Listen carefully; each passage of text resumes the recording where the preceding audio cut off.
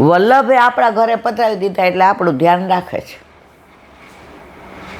ઓલા વૈષ્ણવનું રાખ્યું, અમારા જેવાને ઢાળો નહોતો. મારે કહેવાનો આશય એ જ છે કે ઘણા એમ કે ઈલાબેન કાંઈ નથી આવડતું, કેવી રીતે પુષ્ટ કરાવીએ? તમને નથી આવડતું, પણ તમારા ઘરે વલ્લભ જેને પધરાવી દે એ તો કલા નિદાન છે. 64 કલા તો જે ક્ષણમાં જ ઓલું કરી દે છે, એ તમારા ઘરે પધારે મારવાલા. પણ તમારે તો નિમિત્ત બનવાનું. ઓલી વહુ આવી, હવે એને કાંગરાય આવડતા હતા વાળતા. ગુલાબજાંબુમાંય નવું કર્યું એણે, ચાસણીમાં કેરીનો રસ પધરાવ્યો. તો મારે કહેવાનો આશય એ છે કે પ્રભુ ઘરમાં પધારે છે ને, પછી તમને શું આવડે છે એ કાંઈ જરૂરી જ નથી. તમને બધું જ શીખવાડી દે છે, કલા નિદાન છે. અમે તો નોકરી કરતા, ટ્યુશન કરતા, ભણતા, હાથે બધું, છોકરાઓ નાના, અમને આ બધું કાંઈ નહોતું આવડતું ને. ત્યારે કાંઈ આવું યુટ્યુબ ને ટીવી ને કાંઈ હતું જ નહીં. પ્રભુ પધાર્યા, પોંજરી કેમ કરે એ નહોતી ખબર. બધું એણે શીખવાડ્યું. એ સાક્ષાત છે, એ બોલીને નથી કહેતા, એ જતાવી દે છે. અને આ અનુભવ મારો કે તમારો નથી મારા વાલાઓ, બધાનો આ અનુભવ છે. એને જેવું અરોગવું હોય ને એવું એ કરાવડાવે છે. એટલે જે ઘણા આમ બાના કાઢતા હોય છે, હજી વાર છે, હજી કાંઈ અમને આવડ. પરણીએ ને પછી છોકરો આવે તો કોઈ શીખવાડતું નથી. એને કેમ નવડાવવું ને, કેમ ખવડાવવું ને, કેમ ધવડાવવું ને, કેમ સુવડાવવું ને, કેમ હાલા ગાવા ને, કેમ એને ઘોડિયામાં નાખવું ને, કેમ હિંચકા, બધું બધું શીખવાડી દે. તો લૌકિક આવડે તો અલૌકિક તો એનું સામર્થ્ય છે. એટલે જે હજી બાકી રહી ગયા છો ને મારા વાલા, આ 3 દી આનંદ આનંદથી ને નંદ ઘેર કરો, યશોદાજી બની જાઓ. કાલે ઓલા છોકરાનો અમેરિકાથી ફોન આવ્યો, નિરમામાં પેલું ફિઝિયોનું કે શેનું કરીને ગયો તો, ફાર્માસિસ્ટનું. ઠાકોરજી પુષ્ટ કરાવી ગયો 2 વર્ષ. કાલે એના ઠાકોરજીનો પાટોત્સવ હતો. મેં કીધું ભાઈ તને, એ કે ઇલાબા શિખરનું બાંધ્યું છે. મેં શું? મને કે પાટોત્સવ, પાછો જન્માષ્ટમી, હવે બધી અટકીમાં સામગ્રી કરવાની છે, એટલે મેં તમને જય શ્રી કૃષ્ણ ભગવત સ્મરણ કરવા કર્યો. હવે 2-3 કલાક મારે નાહી ધોઈને. મેં કીધું ઓ 20 વર્ષનો છોકરો 18 વર્ષે ઠાકોરજી પુષ્ટ કરાવીને અમેરિકા લઈ ગયા. મેં કીધું તને હોસ્ટેલમાં એ બધું કરવા દે છે? છપ્પો ને યાર, હોસ્ટેલમાં એ બધું કરવા. એ કે પ્રભુ એની વ્યવસ્થા કરી લીધી. મેં શું વ્યવસ્થા કરી? એ કે ફ્લેટ ભાગમાં લીધો.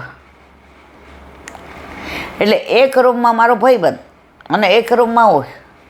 મારા ભાગે રૂમ આવ્યો રસોડાવાળો, કિચનવાળો. તો મારા ઠાકોરજીની વ્યવસ્થા થઈ ગઈ કે નહીં? તો આજે પાટોત્સવ છે એટલે ત્યાં રાતના ફોન આવ્યો એટલે સવાર હતી. મઠ્ઠો બાંધ્યો હતો.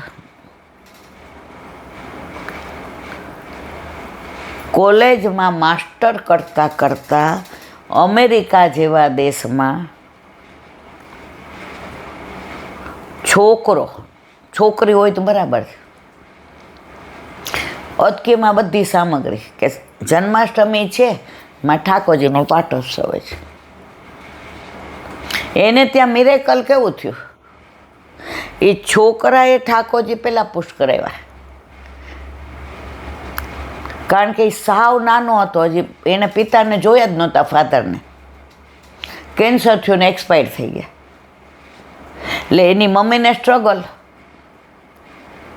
તો છોકરાએ પુશ કરાવ્યા, પછી એની મમ્મીએ કરાવ્યા. જુઓ, પ્રભુ ક્યારે કોની પર કેવી કૃપા કરે છે, પ્રભુની લીલાને કોઈ જાણી શક્યું નથી અને જાણી શકવાનું પણ નથી. ત્યાં અમેરિકામાં એ પાટોત્સવમાં મને કહેલા, બા બસ મારે તમને છે ને સાંભળવું તમારા મોઢે, કે લે મારો દીકરો તો એમ કે યશોદાજીના ભાવથી ને કેટલું બધું પેલું કરે છે. નંદ ઘેર આનંદ ભયો. આ સાંભળવા જ મેં ફોન કર્યો હતો. મારો કહેવાનો આશય એ છે, 18 વર્ષના દીકરાને જો વિશ્વાસ હોય કે પ્રભુ બધું શીખવાડશે, તો 50 વર્ષના મને એમ કહેતા હોય હજી અમાર વાર છે. ભલે રહ્યો વાર મારવાલા. હવે કાલે સાતમ, પણ પુષ્ટિ માર્ગની છઠ. હવે આ વાત બધાને ખબર હોય, છતાંય અનુસંધાન ઉત્સવ છે એટલે કરીએ આપણે. ટૂંકમાં ઠાકોરજીનું પ્રાગટ્ય જન્માષ્ટમીના દિવસે રાતના 12 વાગે.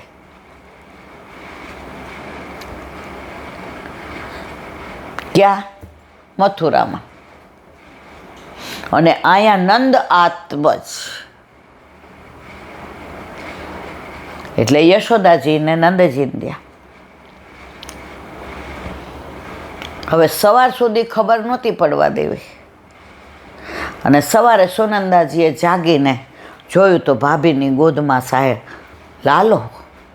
દોડીને નંદ બાવા ખીરકમાં હતા. ભૈયા ભૈયા, अब तो खीरक वाला आ गया, गैया चराने वाला आ गया, बछड़ा को खिलाने वाला आ गया, नंद के आनंद भयो, जय कन्हैया लाल की. અને આખા ગોકુળમાં ઘરે ઘરે લાલો પ્રગટ્યો હોય એવી કીચ મચી, એવા ડગરા માથે લીધા, એવા ગોરસ, નયા નયા સાજ સજાવ્યા, અને નંદ બાવાને ડેલી આવ્યા. આજ રે ગોકુળિયામાં નવરંગનો બત વાગે છો, સહેનાએ વાગે રે નંદજીને આંગણે. જન્માષ્ટમીમાં સહેનાઈ દરેક મંદિરમાં વાગે, જે નિધિ ના હોય. બીજાની મને ખબર નથી. તમે માહોલ જુઓ ને, તમે ગોકુળ અમદાવાદમાં હોઈએ છતાંય ગોકુળમાં હોય એવું ફીલ થાય. હવે આખું વરસ એટલો આનંદ. તો છઠના દિવસે છઠ્ઠી મંડાય. અત્યારે તો બધું હવે દવાખાના ને આ બધું કંઈ વ્યથા નથી કરવી, નહીં તો પછી ઊંધા રવાડે ચડી જઈશ. પણ અમે નાના હતા ને ત્યારે આ છઠ્ઠીનું બધું કરતા. ઓળી ઘોડી પીપળ પાન ફૈબાએ પાયબો ફલાણું નામ. હવે છઠ્ઠીએ પૂતના આવી. પૂત એટલે પવિત્ર, ના એટલે નહીં. જે પવિત્ર નથી તે રાક્ષસી. એવી ધમાલ થઈ કે છઠ્ઠીએ પૂતના આવવાથી ને છઠ્ઠી નો માંડી. પછી તો તૃણાવત ને સક્ટાસુર, આપણે બધું જાણીએ. અને આનંદ એટલો થયો. નવનીત પ્રિય શાસ્ત્રીની કથા હતી વાસણ. તો ચોથા દિવસે નંદ ઘેર આનંદ ભયો. તો બીજે દિવસે ગયા તોય મેં કીધું હેમાબેન હવે તો નંદ ઘેર આનંદ ગયો થઈ ગયો કા? એ સાંભળી ગયા. એ કે નંદ બાવાને ત્યાં દીકરા આખું વરસ આવેલો તો અહીંયા હવે હાલવો જોઈએ કે નહીં તું કે. હવે ઈલાબેન તો 0. ત્રુટક સપ્તાહ ઘણી સાંભળી, પણ આવી એક ધારી પ્યોર પુષ્ટિ માર્ગીય રીતે શબ્દોની જે શણગાર, એની સજાવટ, એને જે અલંકાર પહેરાવે, એના જે પ્રાસ મેળવે, આસ ને પાસ ને ત્રાસ ને, તમે જુઓ એ અત્યારે એનું જે ભાગવત છે ને, કોક મારું તો લઈ ગયું છે પણ મેં વાંચી લીધું છે, એટલે લઈ ગયું એ ભલે વાંચે ને આનંદ કરે, મારે જોઈતોય નથી, એ બીજાને વાંચવા દે. તો ત્યારે એમ કહ્યું એ કે નંદ ઘેર આનંદ ભયો તો છેક લગી. એ જે કથા કરતા ને એમાં ક્યાંય વાજિંદ્રો નહીં, ક્યાંય નાચવા ગાવાનું નહીં. અને જે એ સુબોધિની જે પ્રમાણે સત્વ સમજાવતા, જે આપણા વ્રજ વિહાર વાંચીએ છીએ. દાખલા તરીકે કાલે કોશી ગામમાં યાત્રા આવે લીલી પરિક્રમા, તો એનું મૂળ નામ કુશસ્થલી. અને પ્રભુએ ત્યાં દ્વારકા ઊભું કર્યું. આ બધું મને તમને ન ખબર હોય. અને નવનીત પ્રિય શાસ્ત્રી એટલે ઓથેન્ટિક એમની લેંગ્વેજ, એક શબ્દ બીજો નહીં. તો હવે આખું વર્ષ વયું ગયું, હવે છઠ્ઠી તો રહી ગઈ. બધાએ કીધું માં આટલા વર્ષે લાલો આવ્યો, આપણે છઠ્ઠી જ ન કરી. માં કે હવે યાદ આવ્યું સાતમને દિવસે. તો આ વર્ષે ઠાકોરજીનું પ્રાગટ્ય થયું અને આવતા વર્ષે સાતમને દિવસે છઠ્ઠી માંડી, છઠ્ઠીની પૂજા. આપણામાં 5 પૂજા આપી છે વલ્લભે. જો મારા વાલાએ આપણને મર્યાદા માર્ગનું બધું આપ્યું છે. ગુસાઈજીએ સર્વોત્તમ સ્તોત્રમાં એક નામ વલ્લભનું વેદ પાર ગાય નમઃ. આપણો માર્ગ વેદને અનુલક્ષીને ઓથેન્ટિક છે. વલ્લભે એમને નથી આપી દીધું ચાલો આમ કરો આમ, ના ના ના ના ના ના ના. આપણો માર્ગ ચોમાસામાં બિલાડીના ટોપ ફૂટી નીકળે અને પછી પતી જાય, સમજી ગયા ને? એમ અત્યારે ઘણા માર્ગો નીકળ્યા, ફૂટી નીકળ્યા છે. ભગવાન પાસે લઈ જઈને ભગવાન હારે વાતો કરાવીને ભગવાનના દર્શન કર, પણ તું કર ને પેલા. અને લોકો ગાંડા એવા હો, દોડાઈ જાય. અંધશ્રદ્ધા. જો ભૂખ લાગે ને તો આપણે ખાઈએ તો જ પેટ ભરાય. આપણે મરીએ ને તો સ્વર્ગે જવાય. બાજુવાળાને એમ ન કહેવાય તો મારા બદલે મરી જાય, સ્વર્ગે જોઈને કહેજે કેવું છું. અને લગ્ન હોય ને તો આપણે જ પરણવું પડે. આપણી બેનપણીને ન કહેવાય લે ને હું થાકી ગઈ, મારા બદલે તું ફેરા ફરી લે. આ બધું પોતે જ કરવું પડે.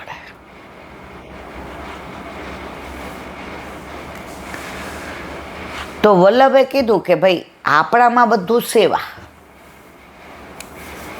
પણ આ 5 પૂજા એમાં સેવા નહીં. હવે છઠ્ઠીનું પૂજન, પછી આવશે ભઠ્ઠી. અન્નકૂટ આવે ને, અન્નકૂટ ચાલુ થાય ને સામગ્રી, એની પહેલાં ભઠ્ઠીનું પૂજન કરે અગ્નિ દેવતાનું. અમે 2008માં લીલી પરિક્રમામાં ગયા ને, તો મને લાગે 20 વર્ષ કે હા, તો અન્નકૂટ માટે તો મોટા જે બધા તૈયાર થયા. આ લોકો અત્યારે ક્યાં જતા હશે? એટલે કે ભઠ્ઠી પૂજન કરવા, કારણ કે અન્નકૂટની સામગ્રી તૈયાર કરવાની. પણ જે સમજણ પાડી કે અગ્નિદેવની ભઠ્ઠીની આ રીતની પૂજા કરવી પડે, તો છઠ્ઠી પૂજન, ભઠ્ઠી પૂજન,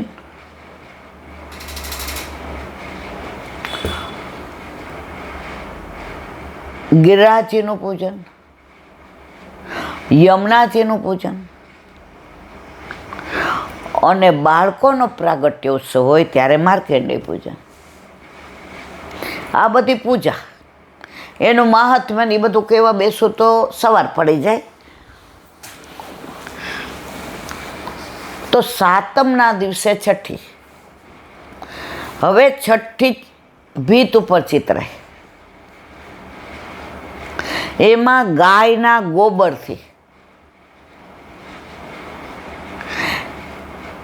એનું મહાત્મ્ય બતાવ્યું છે.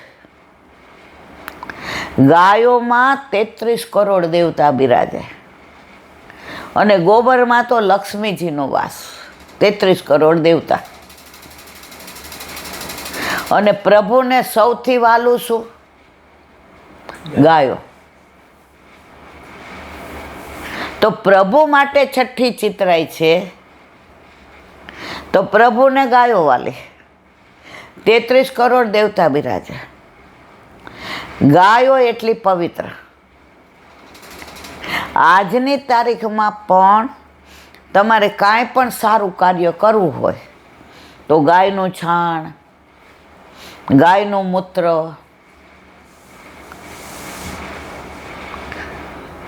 ગાયનું દૂધ, ગાયનું ઘી, ગાયનું ગોરસ, આ મળે તો જ આ સફળ થાય. ભેંસનું હાલે મારવાલા? આ બધા ભેંસનું દૂધ પીવા માંડ્યા ને પછી મારા જેવા થઈ ગયા જો. અને અત્યારે કાંઈ ચોખ્ખું નથી મળતું.